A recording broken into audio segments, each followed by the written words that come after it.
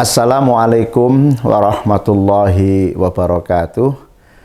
Saudara dan saudari para penyimak Al-Hikam Syarah Asy-Syarqawi dimanapun saudara dan saudari berada, alhamdulillah pada kesempatan kali ini kita akan mengulas hikmah ke-78 yang kalau dihubungkan dengan hikmah-hikmah sebelumnya ada keterikatan keterkaitan yang begitu kuat.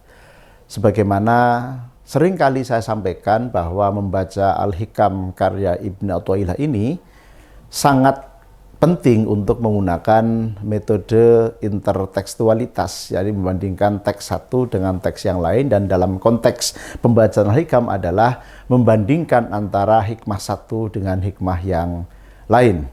Hikmah ke-78 berbunyi Bismillahirrahmanirrahim. Khairu ma tadlubuhu ma huwa talibuhu minka. Sangat singkat tetapi isinya begitu padat dan sangat komprehensif. Khairu ma, sebaik-baik sesuatu, ya, utawi api-apike barang, ya, tatlubuhu kang nyuprih sapa sira hu ing ma, sebaik-baik sesuatu yang kalian cari, gitu ya, atau sebaik-baik sesuatu yang kamu cari. Di sini syarahnya berbunyi afdolul asya illati tatlubuha minhu, jadi sebaik-baik sesuatu yang kamu cari, yang kamu perjuangkan, atau yang kamu ingin peroleh, begitu ya. Iku ma, sesuatu adalah sesuatu, huwa kang utawi Allah, huwanya ini kemudian adalah domir dari Allah, huwa kang utawi Allah, iku tolibuhu, zat kang nyuprih sopo Allah hu ing ma mingka saking siro. Ma huwa tolibuhu minka, sebaik-baik sesuatu yang kalian cari, ya, atau yang kalian perjuangkan, atau yang kalian minta, kata Allah begitu, adalah sesuatu yang memang Allah itu menuntutnya dari kamu, ya, atau adalah sesuatu yang memang Allah pinta dari kamu. Ini menurut saya menjadi bahan evaluasi atau bahan introspeksi bagi kita sekalian, saudaraku yang saya hormati. Jelas bahwa di dalam Islam kita diperintah untuk berdoa, ya, karena kita adalah seorang atau hamba Allah dengan dasar ayat ud'uni astajib lakum. Berdoalah kalian kepadaku, pasti aku akan beri, atau pasti aku akan penuhi permintaan kamu. Ud'uni ndonga sira kabeh ni ingsun, ya, astajib lakum, ingsun bakal memenuhi atau memberikan, ya, apa yang kalian pinta. Ini berlaku untuk semua, ya, berlaku sangat umum. Tapi lagi-lagi, ya, kalau kita bicara tentang sufistik, bicara tentang tasawuf, di mana saya beberapa kali menyampaikan bahwa sufisme atau tasawuf lebih mengarah kepada olah batin, olah rasa, di mana halus budi dan halus rasa ini kita makin terasa, maka kita tidak semata-mata meminta segalanya kepada Allah, ya. Wah, minta harta yang banyak, minta jabatan yang tinggi, minta umur panjang, minta ilmu yang manfaat, minta ini, minta itu. Memang tidak salah, karena Allah tadi sudah sampaikan ud'uni astajib lakum. Tetapi dalam konteks sufistik tadi itu, sebaik-baik permintaan, ini, ya, khairu ma tadlubu, sebaik-baik permintaan, ma huwa tolibuhu minka, adalah sesuatu yang diminta oleh Allah kepada kamu. Penjelasannya bagaimana, saudaraku yang saya hormati? Kita diperintahkan oleh Allah untuk mendekatkan diri kepada Allah. Kita diperintahkan Allah untuk beribadah kepadanya. Kita diperintah Allah untuk melakukan perbuatan-perbuatan soleh, ya, baik itu yang ibadah murni atau ibadah mahdoh, maupun ibadah-ibadah sosial, atau ibadah-ibadah yang sifatnya ghairu mahdoh. Nah, permintaan yang terbaik, kata Ibnu Athaillah, adalah sesuatu yang memang diminta oleh Allah kepada kita.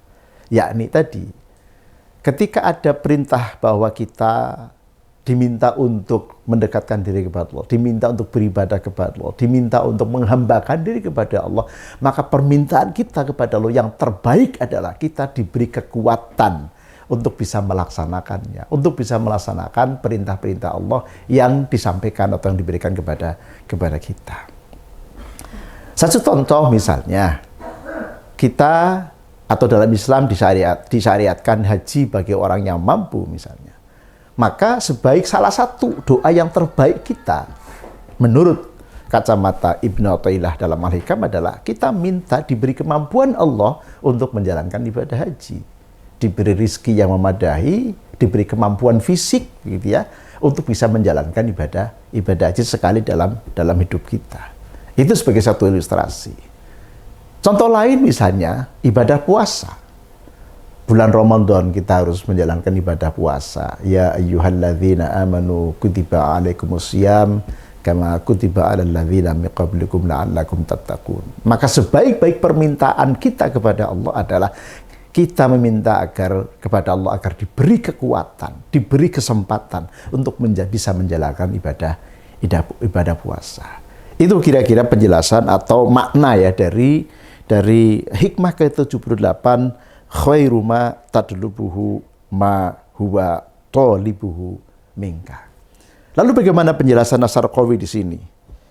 Dari frasa ma huwa talibuhu minka, ai minal istiqomati, ya permintaan untuk istiqomah ala sabilil ubudiyati ingatasi menjalankan ibadah ya, atau menghambakan diri kepada Allah lahu kepada Allah ala sabilil ubudiyati ingatasi dalan penghambaan lahu maring Gusti Allah.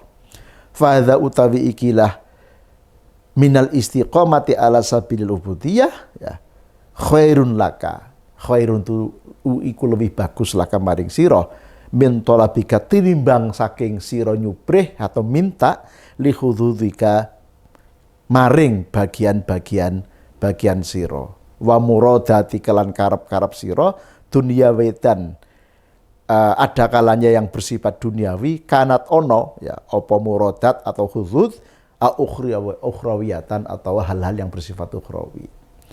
Jadi kalau tadi kita merefer kepada penjelasan awal, saudaraku yang saya hormati, kita meminta kepada Allah, berdoa kepada Allah siang dan malam. Habis sholat wajib kita minta, habis sholat sunat kita minta, pada saat kita mungkin sedang berdiam diri kita mohon kepada Allah segala macam ya. Itu adalah di dalam rangka menindaklanjuti perintah ud'uni astajib lakum. Berdoalah kepadaku kata Allah, niscaya aku akan penuhi. Ini bagi yang umum, bagi orang awam begitu ya. Dalam konsepsi sufistik, saya ulangi lagi, permintaan yang terbaik kepada Allah adalah permintaan yang memang Allah meminta kepada kita untuk melakukan. Tadi atau contohnya, ilustrasinya adalah kita memohon kepada Allah untuk diberi kekuatan, mampu menjalankan ibadah haji, karena memang haji menjadi wajib bagi orang yang mampu.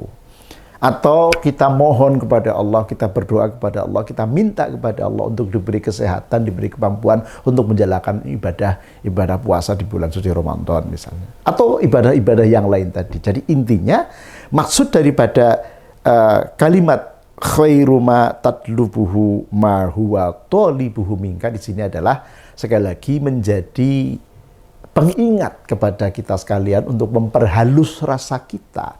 Bahwa meskipun Allah membuka pintu lebar bagi semua doa kepada hambanya dan Allah berjanji akan memberikannya, tetapi bagi orang-orang yang masuk atau yang mendalami dunia sofistik, ya, permintaan yang terbaik kepada Allah adalah permintaan untuk mampu diberi kemampuan untuk melaksanakan apa yang diperintahkan.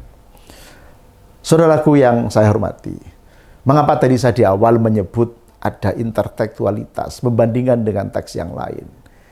Kita ingat dengan hikmah keempat yang sudah lama sekali kita bahas. Berbunyi arih nafsaka minat tadbiri fama qoma bihi ghairuka angka la taqum bihi li nafsika. Ini sering sekali luput dari kehidupan kita sehari-hari. Mengistirahatkanlah dirimu dari hal-hal yang berbau ngatur. Kita kan sering sekali ya memiliki planning, memiliki perencanaan yang begitu matang, memiliki rencana yang begitu luar biasa sophisticated ya kan Bang. Kita terbiasa di dalam satu ritme, ada how to plan, how to execute, and how to report ya kalau dalam kehidupan organisasi begitu ya. Sehingga kadang-kadang ini mempengaruhi ya kejiwaan dan kehidupan kita sehari-hari. Memang tidak salah, bagus karena menjadi well planned dalam hidup kita ya. Akan tetapi yang menjadi peringatan bagi kita adalah sesuatu yang memang sudah diatur oleh Allah. Kamu sebagai hamba-Ku tidak usah ikut-ikut ngatur. Seberapapun kita berusaha, kalau memang bukan rezeki saya, belum rezeki kita misalnya, ya akan lepas. Ya. Itu yang dimaksud dengan arih nafsaka minat tadbiri. Nah oleh karena itu, ditambah dengan hikmah yang berikutnya, yang kelima ya. Ijtihaduka fima dumina laka wa taqsiruka fima tuliba minka dalilun ala intimasil basirati minka. Kesungguhanmu untuk mengupayakan hal-hal yang sudah diatur oleh Allah ya, yang sudah ditanggung oleh Allah. Sebaliknya kamu abai terhadap apa yang diberitakan oleh Allah gitu ya. Kita siang malam luar biasa berpikir tentang duniawi padahal kita sudah punya jatah masing-masing gitu ya. Sementara kita abai dengan perintah Allah untuk taat, untuk beribadah kepadanya, maka itu adalah menjadi indikator butanya mata batin kita, intimasil basirah, tertutupnya mata batin kita.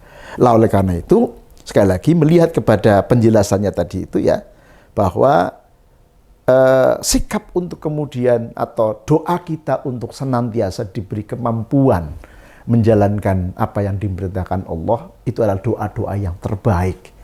Karena sejatinya begitu ya, permintaan atau doa yang terbaik dalam konsepsi sufi tadi adalah kita meminta kekuatan kepada Allah untuk diberi kemampuan menjalankan apa yang diperintahkan Allah kepada kita. Mudah-mudahan ini ada manfaatnya, saudaraku yang saya hormati, menjadi bahan introspeksi, bahan kita mengevaluasi diri. Meskipun kita disyariatkan untuk berdoa sebanyak-banyaknya kepada Allah, ya itu adalah bagi orang umum, bagi orang awam. Tapi bagi kita yang memang kemudian mendalami tasawuf untuk memperhalus rasa dan budi kita, maka sekali lagi nasihat ke-78 ini menjadi penting untuk bisa kita renungi dan mungkin kemudian secara bertahap kita bisa jalankan dalam kehidupan kita sehari-hari. Mudah-mudahan ada manfaatnya, kurang lebihnya mohon maaf. Assalamualaikum warahmatullahi wabarakatuh.